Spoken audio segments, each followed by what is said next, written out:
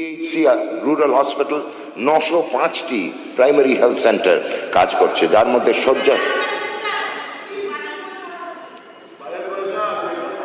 সাহায্য সুবিধা কেন্দ্রের সংখ্যা 234 এবং শয্যাবিহীন কেন্দ্রের সংখ্যা 661।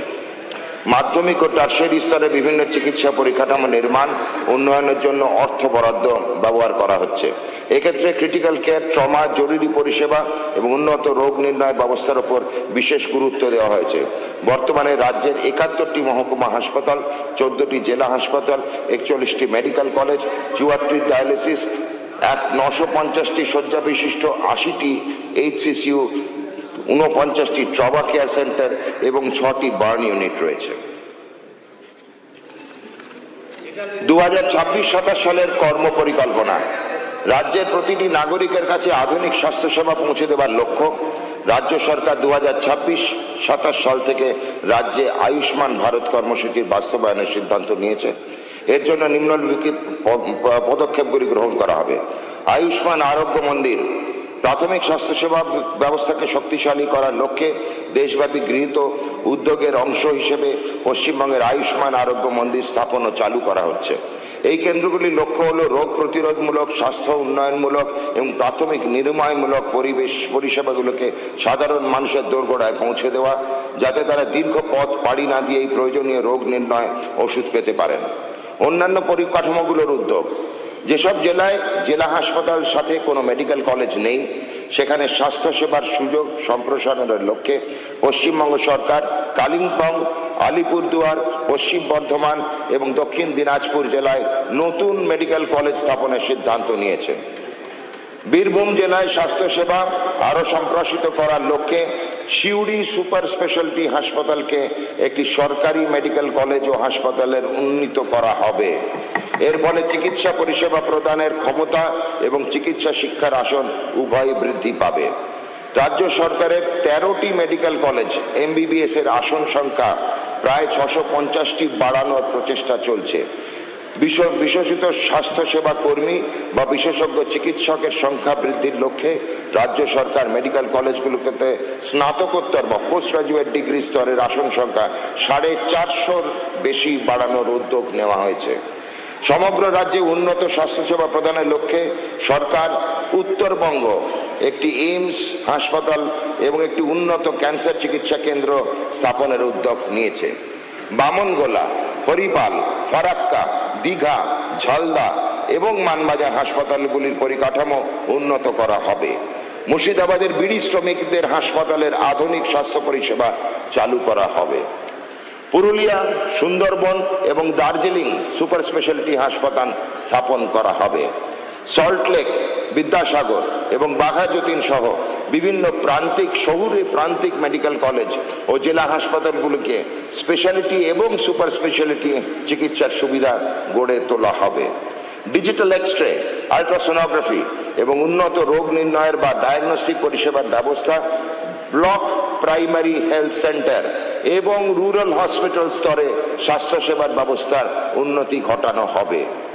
শয্যাবিহীন 100টি প্রাথমিক স্বাস্থ্য কেন্দ্রকে 10টি শয্যা বিশিষ্ট এবং 24 ঘন্টার পরিষেবা প্রদানকারী কেন্দ্র উন্নতি করা হবে। মেডিকেল কলেজ হাসপাতাল, জেলা হাসপাতাল এবং মহকুমা হাসপাতালগুলিতে এমআরআই, সিটি স্ক্যান সহ উন্নত রোগ নির্ণয়ের পরিষেবার ব্যবস্থা করা হবে। প্রত্যেকটি জেলা এবং সরকারি মেডিকেল কলেজগুলোতে, আবারও বলছি, এমআরআই এবং সিটি স্ক্যান সহ উন্নত রোগ নির্ণয়ের পরিষেবার ব্যবস্থা করা হবে। দীঘা, দার্জিলিং এবং ফারাক্কার মতো গুরুত্বপূর্ণ পর্যটন কেন্দ্রগুলিতে ট্রমা কেয়ার সেন্টার স্থাপন করা হবে। দেশের প্রথম শব্দের জাদুঘর ন্যাশনাল লাইব্রেরিতে মিউজিয়াম অফ ওয়ার্ড উদ্বোধন করলেন কেন্দ্রীয় স্বরাষ্ট্রমন্ত্রী অমিত শাহ। এই জাদুঘরে রয়েছে 22টি ভারতীয় ভাষার বিবর্তনের ইতিহাস। आज एक प्रकार से देश भर की भाषाओं के लिए और देश की संस्कृति के लिए बहुत बड़ा दिन है। এই মিউজিয়াম ওয়ার্ড জাতীয় গ্রন্থাগার যা ঐতিহ্যর একটি ধ্বজা বহন করে নিয়ে চলেছেন। শব্দ, উচ্চারণ আজ থেকে কয়েক হাজার বছর আগে কেমন ছিল, কিভাবে শব্দ বদলেছে তাম্রলিপি দেখতে কেমন, সেই ইতিহাস দেখা যাবে, শোনাও যাবে। সৌজন্যে শব্দলোক। দেশের প্রথম ভারতীয় ভাষা বিষয়ক জাদুঘর বা মিউজিয়াম অফ ওয়ার্ডের উদ্বোধন করলেন কেন্দ্রীয় স্বরাষ্ট্রমন্ত্রী অমিত শাহ কলকাতার জাতীয় গ্রন্থাগারের বেলভেডিয়ার হাউসে। किसी भी देश की, किसी भी प्रदेश की संस्कृति की अभिव्यक्ति वो भाषा के बगैर संभव हो ही नहीं सकती, और भाव से उत्पन्न शब्दों के बगैर भाषा बन ही नहीं सकती, और भाषा से संस्कृति बनती है, संस्कृति की अभिव्यक्ति होती है। ये यात्रा को नहीं जानेंगे तब तक इस देश का सांस्कृतिक पुनरुद्धार हो ही नहीं सकता। तो सांस्कृतिक पुनरुत्थान का एक मूल कमी ये शब्द संग्रहालय पूरी करेगा, इसका मुझे पूरा विश्वास है, और वो अपने उद्देश्य में सफल भी होगा। সত্যিকারের আধুনিকতা এবং ঐতিহ্য দুটোর বন্ধনে ভারত সরকারের সংস্কৃতি মন্ত্রক এটা একটা দারুণভাবে শুরু করেছেন। আজকের এই উদ্বোধন মাননীয় মোদিজির যে গ্যারেন্টি পূরণের আরেকটি মুকুটে নতুন পালক সংযোজিত হলো। তাই আমি কালচারাল মিনিস্ট্রিকে বিশেষভাবে পশ্চিমবঙ্গ সরকারের পক্ষ থেকে ধন্যবাদ জানাই। কলকাতায় ন্যাশনাল লাইব্রেরিতে বেলভেডিয়ার হাউস, এখানকার প্রথম এবং দ্বিতীয় তলার একটি অংশ জুড়ে তৈরি হয়েছে মিউজিয়াম অফ ওয়ার্ড। এর জন্য 14 কোটি টাকা খরচ করেছে সাংস্কৃতিক মন্ত্রকের অধীনে জাতীয় গ্রন্থাগার কর্তৃপক্ষ। পুরো প্রকল্পে খরচ 41 কোটি টাকা। 9টি গ্যালারিতে হাজার হাজার বছর ধরে ভাষার সফর। প্রথম 2টি গ্যালারিতে থাকছে মাতৃভাষা ও অন্যান্য ভাষা সংক্রান্ত তথ্য। সবচেয়ে বড় গ্যালারির নাম ভাষা কি সময়রেখা। এখানে ভাষা, লিপি, ভাষাগত বিবর্তনের ইতিহাস দেখা যাবে। ভারতীয় ভাষার সঙ্গে যুক্ত বিশিষ্ট ব্যক্তিদেরও সম্মান দেওয়া হয়েছে। জাদুঘরে রয়েছে একাধিক ঐতিহাসিক নিদর্শন। মোট 22টি ভারতীয় ভাষার বিবর্তন তুলে ধরা হয়েছে মিউজিয়ামে। থাকছে ভারতীয় ভাষার বিবর্তন নিয়ে লাইট অ্যান্ড সাউন্ড শো।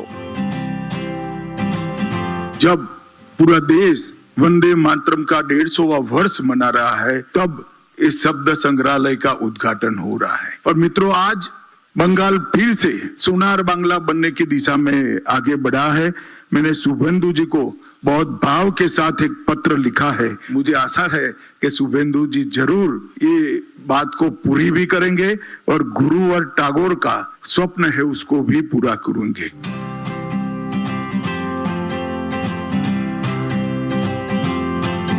41 কোটি টাকা বরাদ্দ যে ভাষা বা শব্দের জাদুঘরের জন্য, সেটি আগামী দিনে সাধারণ মানুষের জন্য খুলে যাবে। ছাত্রছাত্রীরা যা থেকে নিজেদের ঐতিহ্য, নিজেদের রুট, শিকড়কে আরও একবার জাগ্রত করবে, আরও একবার দেশ মাতৃকার কাছে, নিজের ভাষার কাছে নিজেদেরকে বন্দিত করবে। ক্যামেরায় কাঞ্চনের সঙ্গে সুস্মিতা, নিউজ 18 বাংলা, কলকাতা।